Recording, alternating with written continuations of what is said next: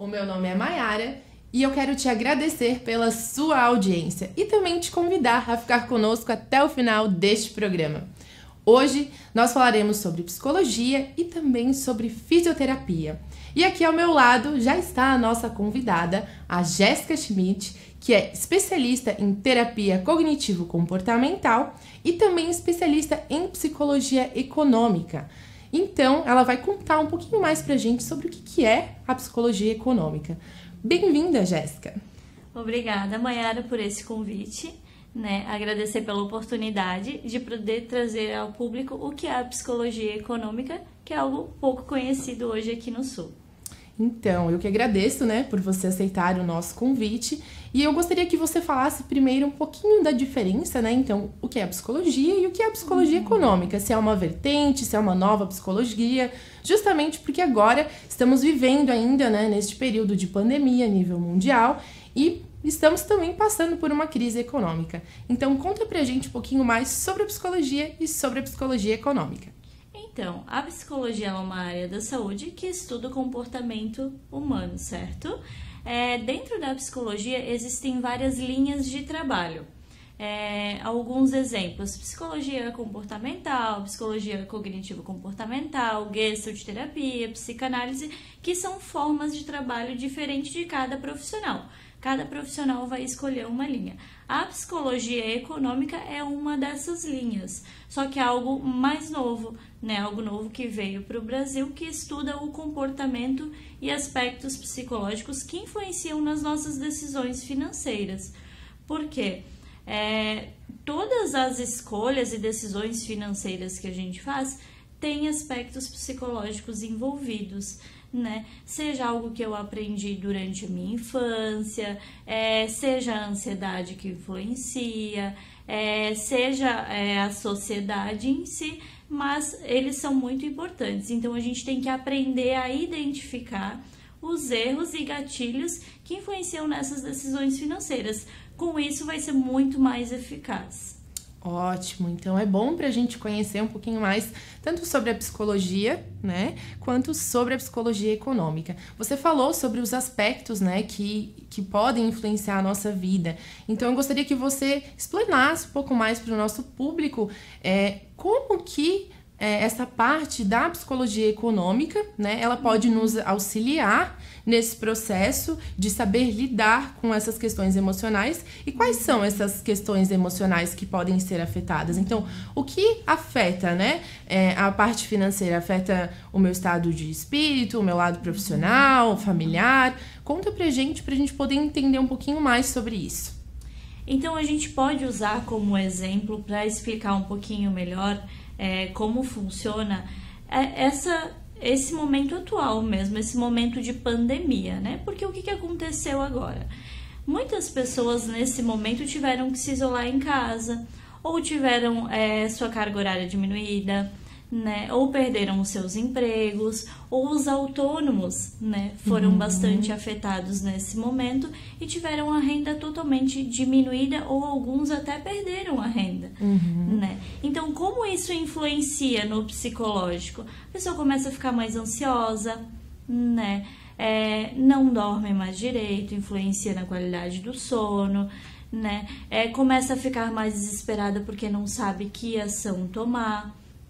Então tudo isso influencia e acaba até gerando talvez alguns conflitos familiares, porque a pessoa não sabe como lidar, não sabe o que fazer para resolver o problema, que foi a diminuição da renda, E muitas famílias não estavam preparadas para isso, Porque durante uma consultoria financeira, por exemplo, a gente orienta que a pessoa faça uma reserva de emergência. O que é uma reserva de emergência?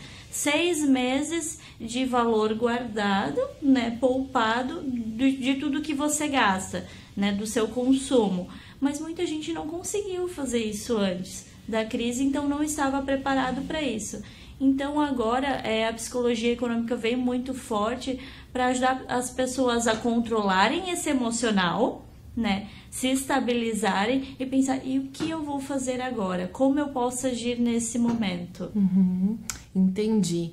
É bem bacana, né, Jéssica, você colocar isso aqui para o pessoal de casa, para os nossos telespectadores, porque provavelmente muitas das pessoas que estão nos assistindo estão passando por essa situação, como você já bem colocou, mas eu acho que seria legal você explicar também, para a gente conseguir entender um pouquinho melhor, quando que então eu procuro uma psicóloga, quando que eu identifico que esses sintomas eles já estão atrapalhando, né, a minha vida em sociedade, a minha rotina, quais seriam os gatilhos para mim entender que agora chegou o momento, então, de eu buscar uma ajuda profissional.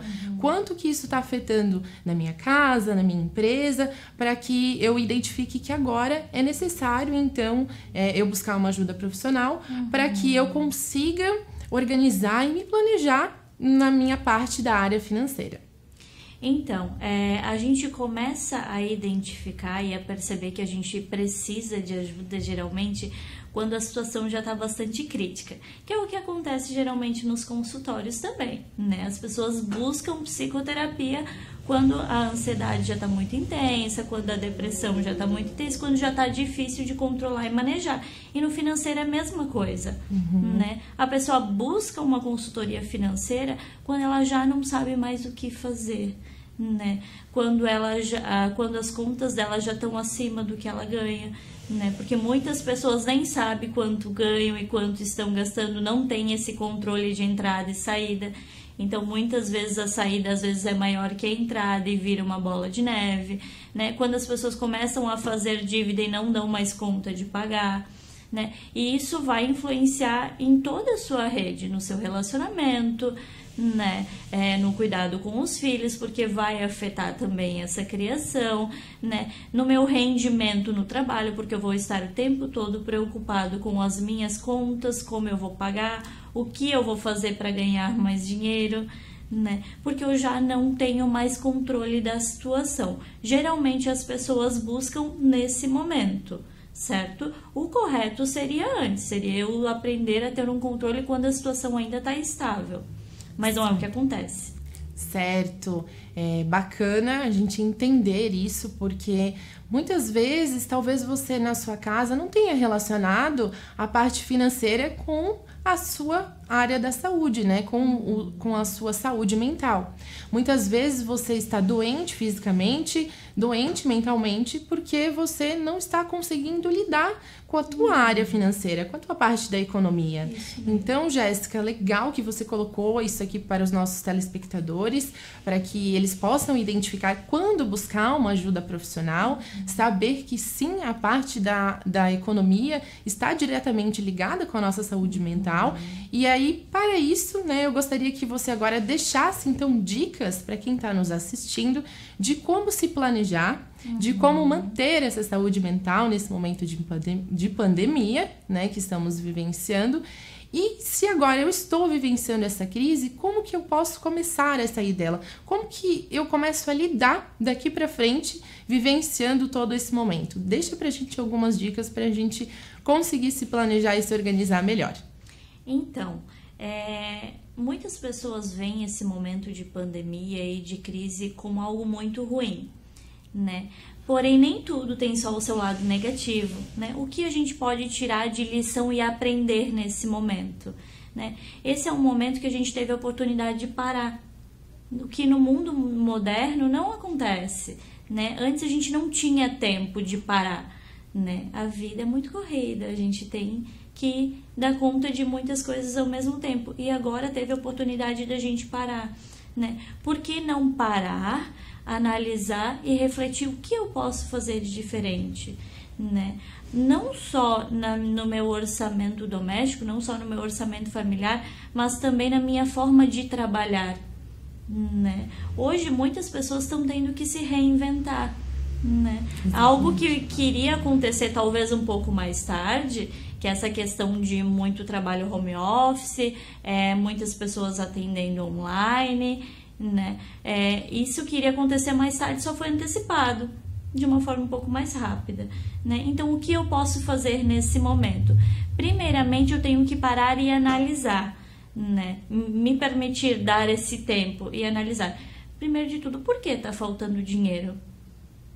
né? Muitas vezes a falta de dinheiro não é porque não sobra, né? É porque eu tomei algumas decisões erradas ao longo do caminho que me trouxeram essas consequências hoje, né?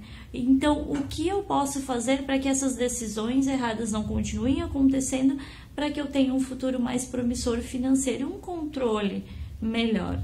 Então, o primeiro passo é eu analisar por que está faltando dinheiro, né? Depois, é muito interessante a gente juntar a família, né? Aproveitar que já estão todos em casa nesse momento, juntar a família e fazer efetivamente um orçamento doméstico, né? Colocar no papel o que entra e o que sai, né? Ter o controle do meu rendimento líquido e de tudo que eu estou gastando, tanto renda fixa como renda variável, né? De toda a família. E por que toda a família participa disso? Porque toda a família vai estar consciente e vai aprender a mudar comportamento diante disso, né? A gente diz que o orçamento doméstico, ele muda comportamento. Por quê? Porque a gente identifica onde estão alguns gastos desnecessários, que muitas vezes a gente pode cortar, né? A gente identifica qual que é o volume de gasto, talvez, de uma conta anual, né? Então a gente percebe, poxa, será que eu realmente preciso disso? Né? A gente começa a identificar alguns pontos. Outro ponto importante, muita gente teve a renda diminuída nesse momento, né? Tá trabalhando menos, com carga horária. Então, o que eu posso fazer de rendimento extra? O que eu posso aprender nesse momento de crise, né? Como eu posso me reinventar? O que eu posso fazer para trazer dinheiro para casa, para pagar as minhas contas, né? E que bom se eu conseguir fazer dinheiro para conseguir formar essa reserva de emergência que eu possa precisar novamente no futuro, ou até mesmo agora, porque a gente não sabe até quando isso tudo vai ficar, né? Então essa também é uma dica, fazer renda extra. Outra dica que a gente traz muito olhe em casa o que você tem que você não utiliza mais, né? Faça aí uma organização, uma limpeza e venda coisas que você não utiliza mais. Por quê? Porque isso vai trazer um rendimento no momento, né, para você. E eu acho que outra dica importante é a gente aprender a se especializar nesse momento, né? Buscar aí cursos online, né? O que eu posso aprender a fazer de diferente. Então, assim, é um momento da gente se reinventar, não só no orçamento familiar, mas também no profissional. Eu acho que essas são algumas dicas que a gente pode trazer que são importantes e fazem grande diferença. Parecem ser dicas muito simples, né? Mas na prática elas fazem toda a diferença. Então, Jéssica, você nos deu aqui dicas valiosíssimas, né? Em meio ao caos que estamos vivendo de pandemia, você deu praticamente a dica ali dos 3 R's, né? Que é repensar, reciclar e se renovar, né? Então, você aí de casa anotou as dicas que a Jéssica passou para você? Lembre-se que você sempre vai ter oportunidades e possibilidades e que esse é o momento, né, que você pode, então, passar por tudo isso, pela renovação, pela reciclagem e principalmente por repensar. Então, é o momento, né, de botar a mão na consciência, cuidar da sua saúde mental e continuar seguindo com saúde. Jéssica, eu gostaria muito de agradecer a tua participação aqui no nosso programa. Obrigada por ter vindo aqui e passar todas essas dicas e também trazer conhecimento para o público de casa, né, sobre a psicologia econômica. E eu gostaria agora que você dissesse, então, para nós como que nós fizemos para te encontrar, né, que você colocasse aqui os teus contatos, se você trabalha em consultório, se você trabalha em empresas, se você dá palestras, workshops. Então, pode deixar aqui os teus contatos. Então, gostaria de agradecer a oportunidade mais uma vez, né, de poder trazer esse conteúdo novo para as pessoas de casa, né, de me colocar à disposição, até assim, se tiverem interesse em uma planilha de orçamento doméstico, entre em contato comigo que eu disponibilizo.